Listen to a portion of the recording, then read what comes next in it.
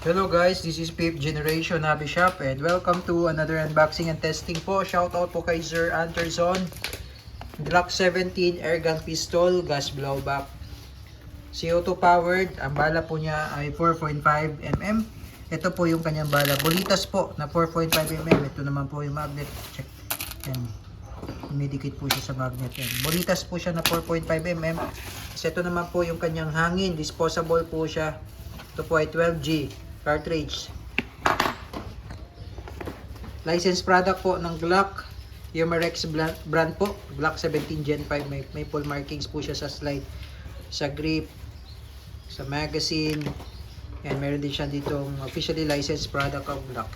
Yan, Glock 17 Gen 5 airgun po, caliber 4.5mm po. Yan, by Umarex. Okay, testing po tayo. Okay, so ito po yung magazine niya na 18 rounder po. Yan, ito po yung bolitas. So pag lulod ng bala, ganito lang po. Ito bolitas. Lulod mo lang siya dyan. Kasi tataktak nyo lang po para mag-align po yung bala, malalaglag. Ayan.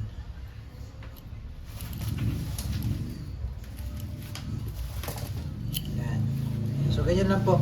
Kasi ito, pagka lalagyan nyo ng CO2, ito. Ayan. So may kasama siyang pampihit. Ito yung pampihit.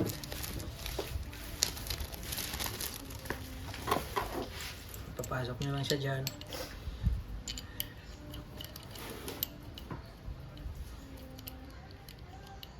Yan.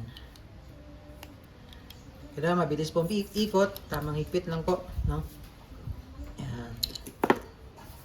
Yan, mas balik ko lang. Tapos yung safety niya po nasa ilalim, ito fire, pag red po fire, pag puti safe. Yan. Safe.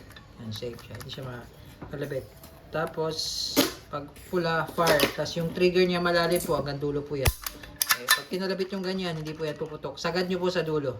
Yan, sagad niyo po sa dulo. Pwede mo siya lagyan ng flashlight. Okay, Glock 17 Gen 5 airgun pistol po. Testing. Testing po. Glock 17 Gen 5 chambered in 4.5mm. Bolitas. CO2 powered. Okay, and firing.